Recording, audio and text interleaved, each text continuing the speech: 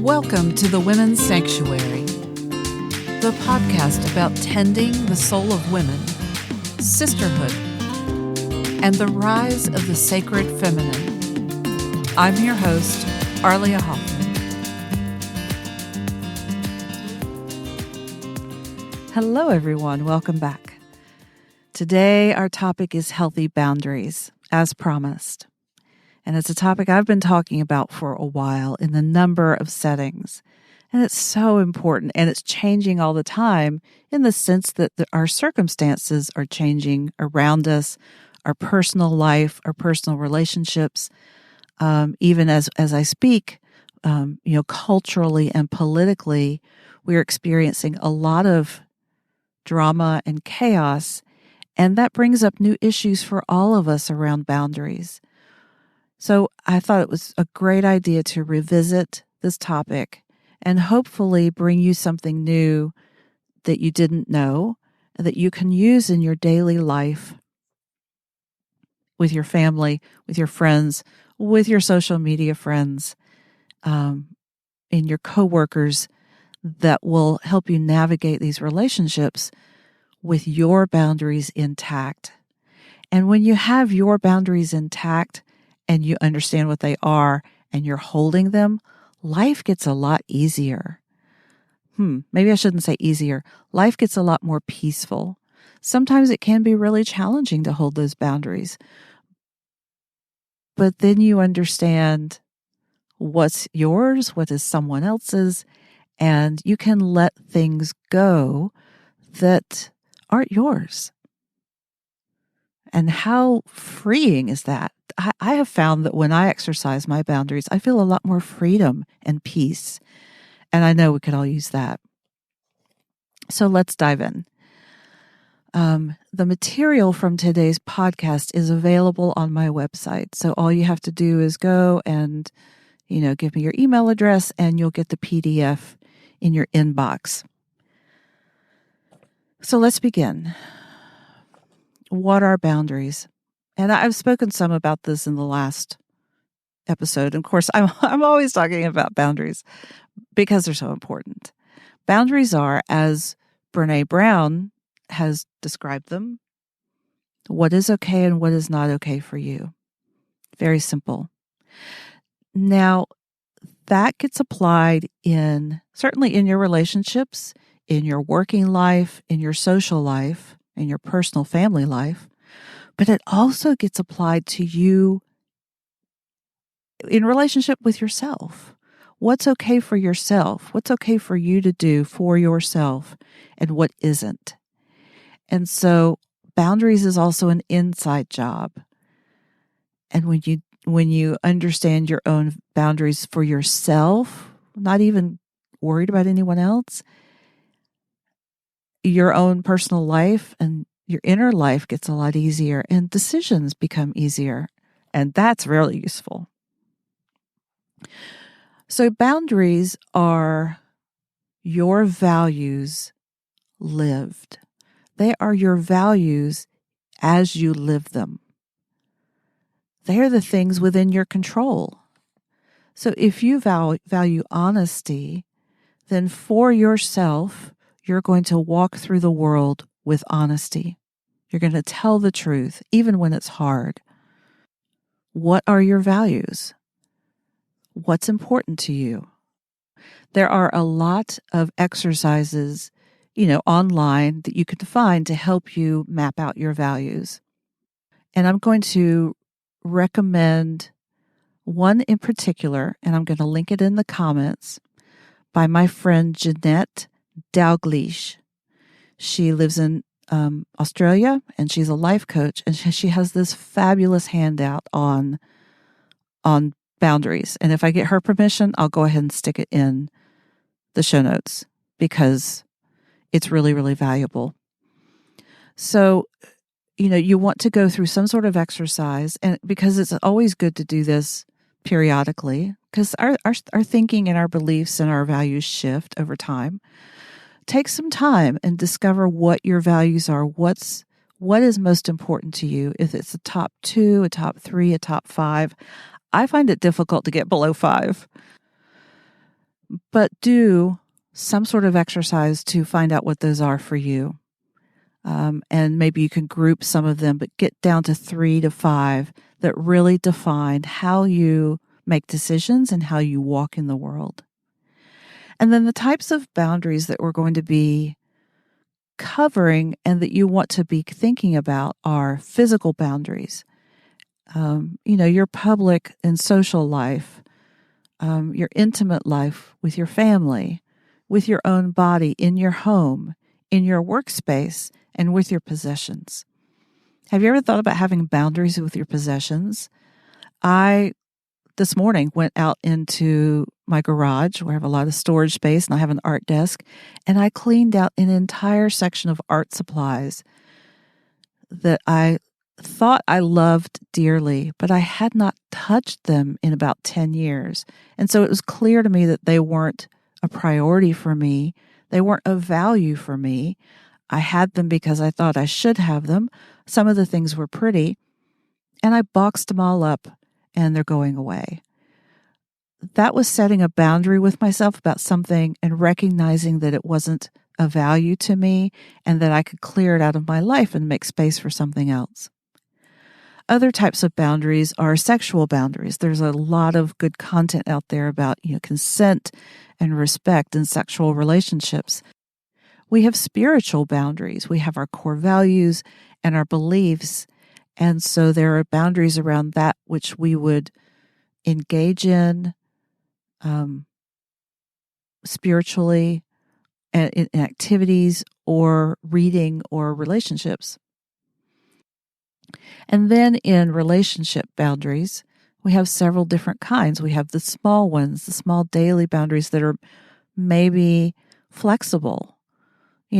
Things you have preferences around and they are your values, but they're not deal breakers. And then we have the large things, which are deal breakers.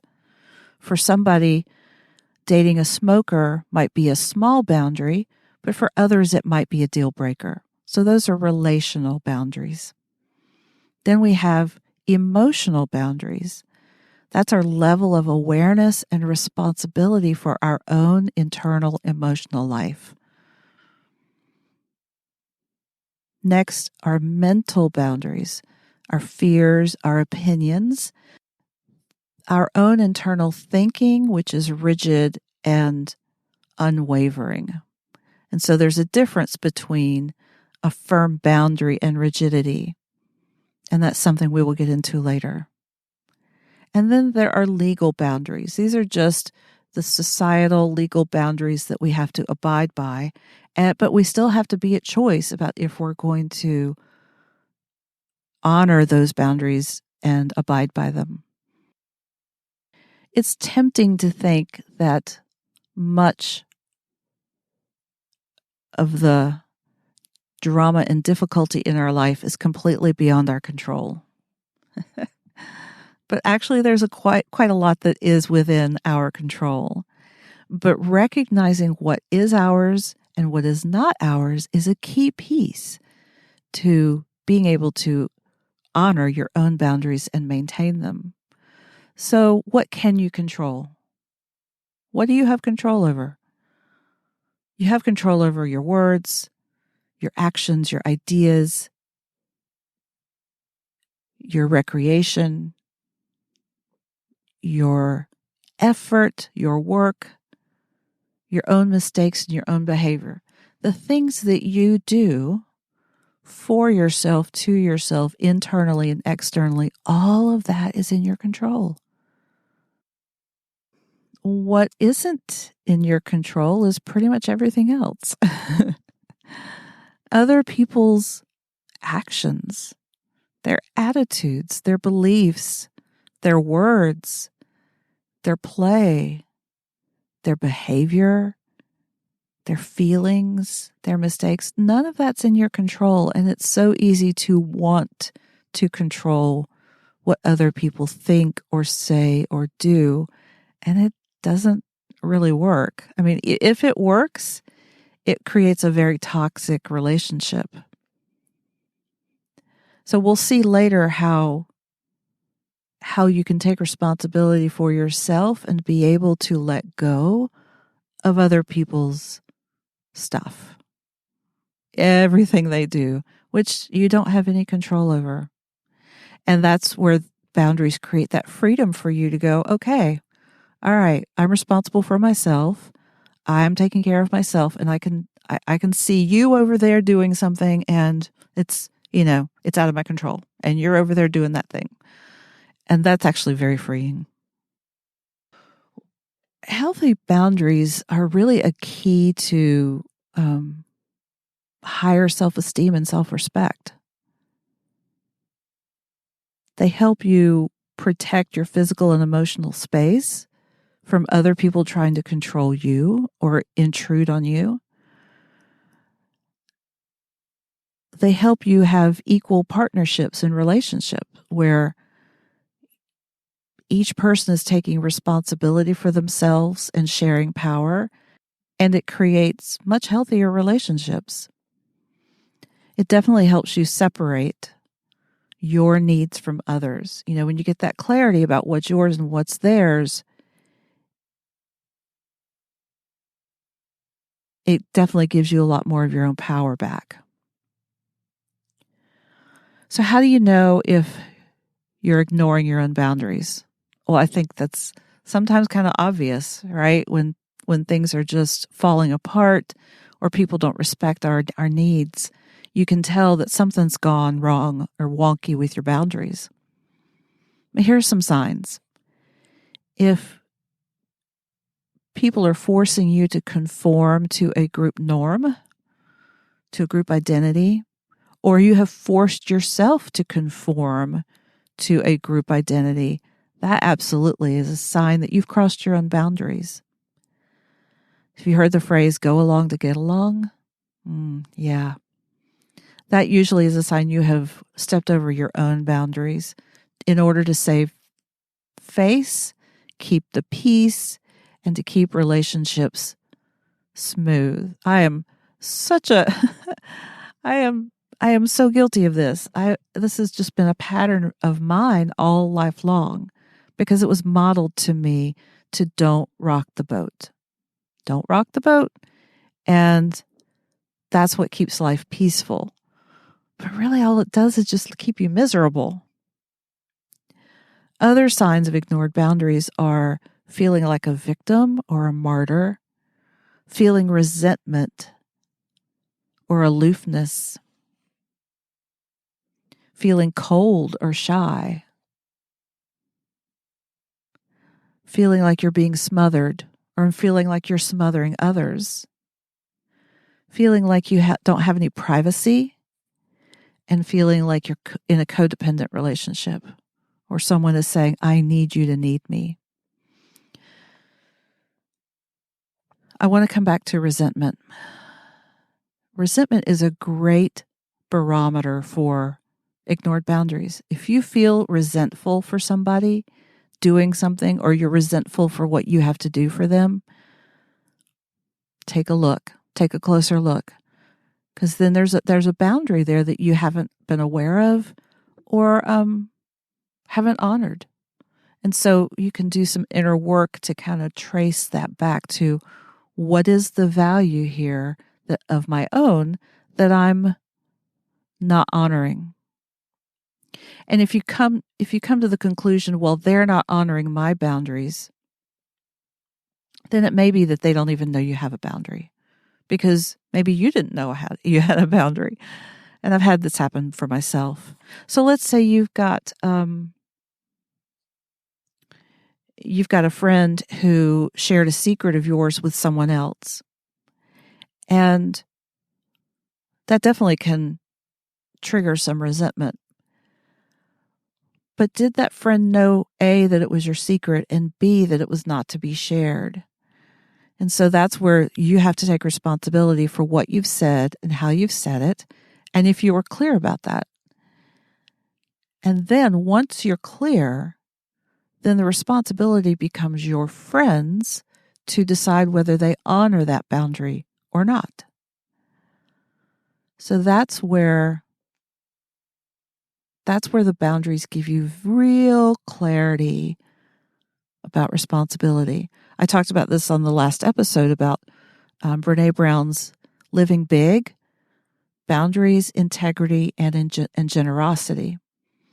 And here's where the generosity comes in. It is useful and helpful to believe that other people are doing the best that they can. That's generosity. So let's say you really love this friend. So you believe that she is doing the best that she can. And so therefore, she would not have shared that secret had she known it was not to be shared and that you wanted it kept private. If, however, she knew and she shared it anyway, here's where the generosity comes in. And stay with me here. When you adopt the perspective that they are doing the best that they can, then you release the expectations that they can or will hold and respect your boundaries. So, if you set a boundary and they say, "Oh, I get it. Yes, I can honor that boundary." Great. If they say, "No, I can't respect that," or they do that by their actions, you have to take them at their word that that is the best they can do. If you don't do that, if you say, "Well, you could be doing better," then you're setting yourself up for disappointment and betrayal because you're not acknowledging what is right in front of you, that this person is not capable of honoring the boundary, right? It's like Maya Angelou said, when people tell you who they are the first time, believe them. It allows you to look at that other person's behavior and take it at face value as this is the best they can do. And then it relieves you of the responsibility of changing their behavior. See? It relieves you of the responsibility of changing their behavior because you're just going to take their behavior as their truth. And therefore, then you can make a new decision. If that person can't hold your confidence, then you can say, okay, I have a new choice to make. I will either no longer share anything private with that person, or you may decide that person is no longer welcome in your inner circle. So those are things to consider. And that's how generosity plays into holding your boundaries.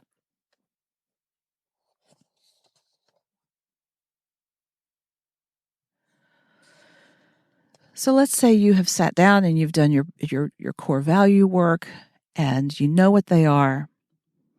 Are you able and willing to stand up for those? Are you able to raise your hand and say, I need this? Here's your permission slip. Take a deep breath. It is okay to have needs. It is okay to ask to have them met.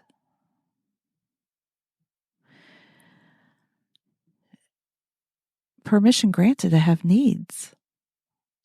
And it's okay if your needs are not the same as the people around you or are needs that you know the people around you cannot meet. That does not invalidate your needs and desires. Take another deep breath. It's okay to need what I need and to want what I want. It's okay. When you can own those values as your own and as important and hold yourself as important, it becomes a lot easier. You have permission to have your needs. It's okay if other people don't get it or if they're not able to meet your needs. And it's okay for you to change that relationship if they can't meet your needs. That may not mean terminating a relationship. Sometimes it does. But it could mean having a conversation saying, this is where I'm at. And I understand you can't meet me there, and that's okay. And I need to look at ways to get those needs met for my own sanity, for my own life, and for my own value. And that gives the other person the opportunity to decide what they'll do. And it's okay to have emotions and express them. Now, I don't know about you, but when I was growing up, it was not okay to have emotions. We were really expected to be rather invisible and to accept whatever was given us and whatever we were told to do without arguing. So for me, expressing emotion has been a challenge, and I'm getting a lot better at it as life goes on. But it's, give yourself permission to have emotions about your needs and your values, and to be okay with expressing them. Expressing your own emotions is in and of itself a boundary. It's a boundary you have set for yourself, that you will give yourself the space to do that. It all comes down to who is sitting in your seat. This was a metaphor my teacher used, and I love it. Because if I'm tending my own boundaries and my own needs and values, I'm in my seat. I'm taking care of my life. But the moment I care more about what someone else is doing, what they think of me, what they need, and I ignore my own needs, I have left my seat. I can look back and see that seat is empty, and I'm all up in someone else's business. I'm all up in someone else's life.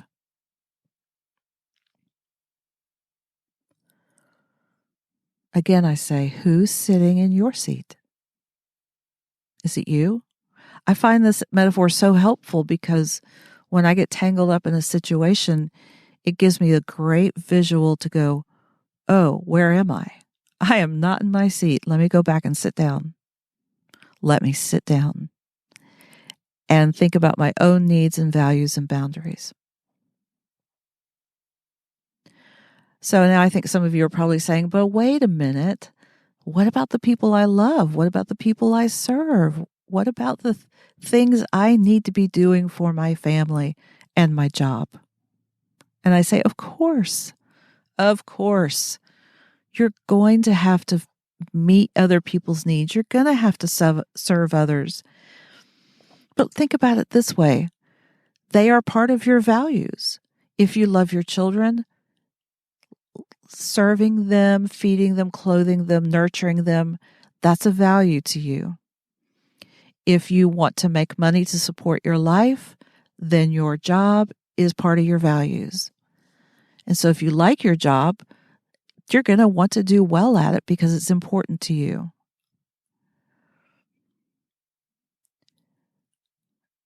Boundaries with love is fierce compassion.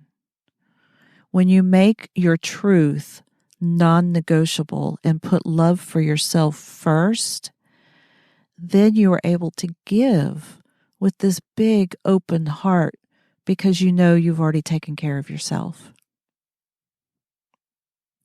And I've alluded to this before, but it also comes down to conversations. Having a conversation to negotiate an agreement. And I take this is a phrase that comes from the world of polyamory, and I love it. It's called, they're called agreements, negotiating agreements.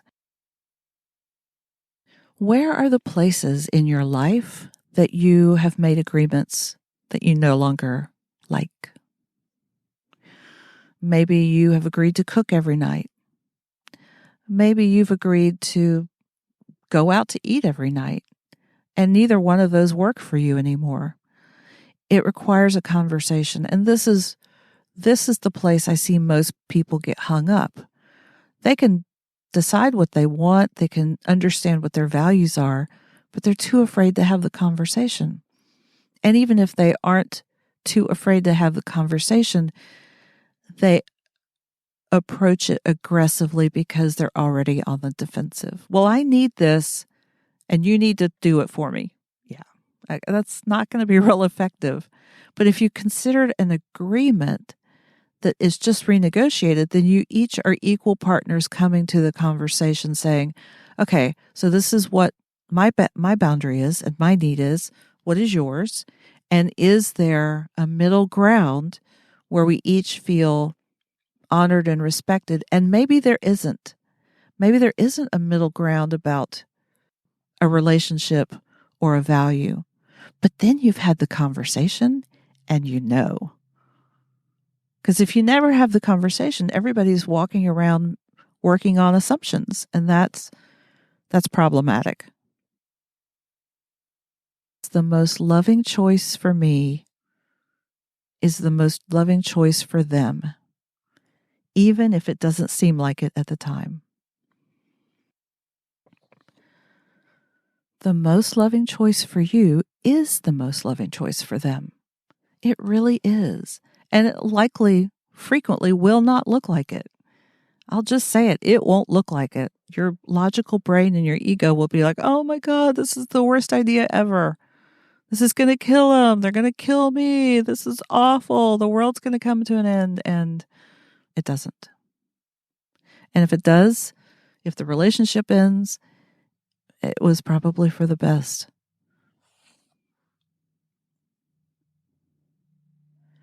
So some of the questions I've gotten are, what are legitimate boundaries? What if someone is upset or hurt by my boundaries? How do I answer someone who wants my time, love, and energy or money? What if I am afraid of their anger if I set a boundary, which I just addressed? And what about a friend in crisis? What do you do with a friend who is always in crisis? These are tough places. They're not easy at all. I would say with a friend in crisis, you would want to be clear with him about what you can do. And if there's something you could do ongoing, let's say once a month, you're able to spend time with them or deliver them some food. Whatever you can do or you feel comfortable doing within your values, then just let them know what that is. And then maybe help find them resources for the things that you can't do. But otherwise, you are not expected to be someone's savior. You are not expected to be someone's savior. Okay. How do I answer someone who wants my love, time, energy, or money? How do you answer? Every situation will change, but there are lots of ways to say things like, let me sit with that for a day or so and I'll get back to you. There are ways to answer while standing in your integrity for the people who are asking something of you. If you don't feel able to give it, then you owe it to yourself to say something about it. Now, I'm going to address here questions of physical safety, trauma, dangerous situations. Absolutely seek help if you need help. If you feel like you have someone in your life who is not honoring your boundaries and it's putting you in danger, absolutely please seek help. We are not talking about these life or death situations here. Those are absolutely different. If you feel like you are in a safe relationship, where you can be heard, then these are the types of things you would say. Things like, this is important to me and I want to feel heard. Or these are the things that I have realized are important to me and I need to set a boundary around them. Or this is who I am and this is what I need. I understand if you can't meet that need and that's okay, but this is what I need. This gives the space for someone else to make a new decision. And absolutely, in any case of mental, emotional, or physical abuse where you do not feel safe, please, oh please, reach out and get help. And as I was just describing, the ways that you want to establish these boundaries are with stating them calmly and evenly without aggression or emotion if you can help it, because you're stating your truth and you just deliver it as a fact. State the consequences of crossing your boundaries. If you call me again after 10 o'clock at night, I'm going to have to block your phone number. Or if you keep sending inappropriate texts, I'm going to block your number. And here's where I see a lot of people make this mistake. Do not over-defend or justify your boundary. You don't have to defend anything that you need or want or your values.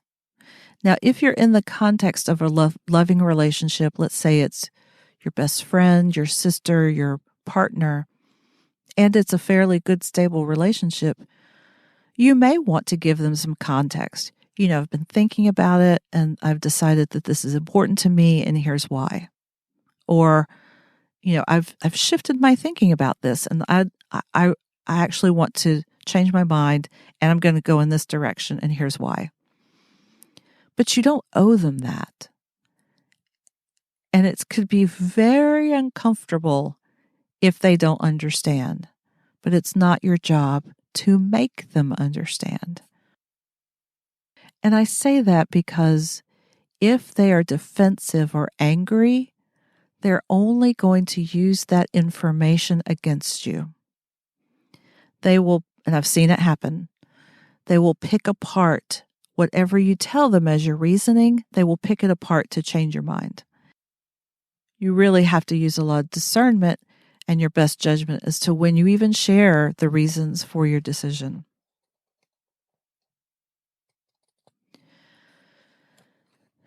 Now back to boundaries, integrity, and generosity. Using that framework helps you keep it about you and not about the other person. Because when you can make it about you and it's not personal about them, you're much less likely to trigger their defensiveness. Take ownership of your needs and don't make it about them. When you own your perspective, no one can argue with it. It's yours and no one else's. So if you say, I am really have a lot of inner conflict and a lot of sadness and grief about eating meat, and I don't want to do it anymore. I want to become a vegan. No one can argue that with you because no one can argue what your own feelings are and the value and the decision you've come to because of that. Can you feel that? I mean, people can be upset about it, but they can't argue with your own perspective. Next is a big one. Trust your intuition. Your intuition helped you discover your own boundaries and your own values and set those boundaries. And you have to trust your intuition about how you tell this person, whether you tell them the explanation. and exercise that muscle to navigate your way through these difficult conversations. Next, in guidelines, address boundary violations early. So if someone has crossed your boundary, letting it wait a week or two or a month can be challenging and counterproductive. Being able to address it early and have a conversation about it is so, so valuable. Employ your generosity and assume the best until you check in with him. Did you realize that what you told her was a secret? Right? That's generosity, assuming they're doing the best that they can. So I just wanted to check in with you and see if you remembered that was confidential. And then that gives them the chance to say, oh my God, no, I had no idea. Or, yeah, but I thought you wouldn't mind, and so that gives you information about what they were actually doing and where their thinking was. And that gives you the opportunity to make a new decision then about how do I handle this and how do I treat this relationship now? So if you set a consequence for a boundary, you have to back it up. You have to block that number in that relationship or take whatever other action. If it's your child, maybe, you take their allowance or their toys away. Whatever the consequence, be prepared to back it up. I have a friend who, as a result of this work that I did in Healthy Boundaries, listened to it, realized that they had a difficult relationship with a friend that they needed to address. And when they set a boundary with that friend, things got really ugly really fast. But then my friend was able to go, wow, okay, I get it. This is not a healthy relationship for me, and I'm going no contact. And that was really, really hard. But that was about a year ago. And now, my friend tells me, I kind of miss the friendship, but I do not miss the toxicity and the problems in the relationship. And I'm so glad I ended it. You won't always have to end relationships, and I hope you don't. But this does give you the framework if that happens. Just because you are setting boundaries doesn't mean you're heartless. And don't let your brain tell you you are. It's quite the opposite. You are loving yourself enough to live your values. That's huge. Have compassion for the struggle and the difficulty and the fact that this will take practice. If you have people around you who do honor your boundaries, be grateful and thank them and say, thank you so much for that. That means a lot to me. You can care about other people's feelings and still have boundaries. Caring for them doesn't equal crossing your own boundaries.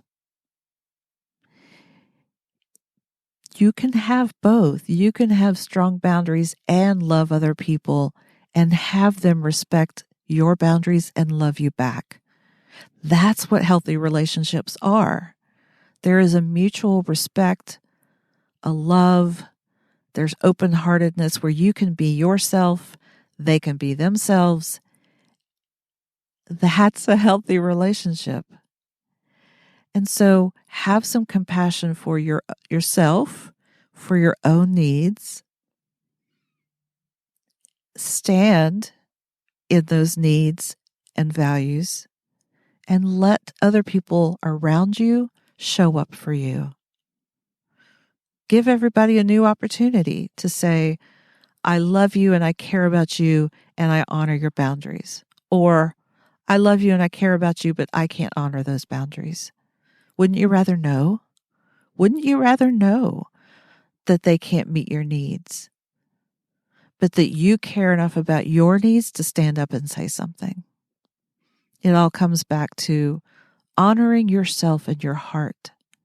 And when you do that, the people around you get the opportunity to do the same, and you can honor their boundaries, and it becomes just it becomes a love fest of, of respect, your self-respect. Now, I have something here to say about betrayal. When we feel betrayed, it is frequently a case of boundaries gone awry. That does not let the other person off the hook for their behavior, right? We're taking responsibility for ourselves, and we're not taking responsibility for their behavior. They have their own responsibility. However, if you never said anything, or you made an assumption that they would honor your boundaries and not betray you, or you assumed they had the same value and you ignored all evidence to the contrary, that, my friends, is self-betrayal. Self-betrayal is when you don't honor your own boundaries and you're willing to ignore all the situations that don't honor your boundaries. Does that make sense? A lot of times, people who've been in relationships and have been cheated on, they don't see it coming. And I'm not saying they bear responsibility for it, but they bear some responsibility for the relationship itself, not for their partner's actions, but for part of their part of the relationship and their ability to recognize boundaries that may have been crossed. And so our relationships are a mirror. So the places where we betray ourselves sometimes invite that betrayal. And please hear me clearly. I'm not victim blaming. It is a multifaceted situation when there's a betrayal. And so the other person, the one who betrays, bears the responsibility for that betrayal and the consequences of that action. And the person who is betrayed bears the responsibility for understanding what might have been out of alignment within themselves that they didn't pick up on something, or where might there have been a boundary they didn't hold. And I know that's difficult to hear because it is not black or white. It's never black or white. I'll just say it. There are relationships that even if you have someone that most people would consider, evil or mentally unstable or mentally ill, there's still something in the person that's relating to them that may not be holding their own boundaries. And so if you are in a relationship with someone who has a mental illness, or an untreated mental illness particularly, this is a challenging exercise for you. Holding your boundaries is really, really important. And you may not feel like you are able to or want to leave a relationship if the other person can't hold those boundaries. So there are no right or wrong answers here.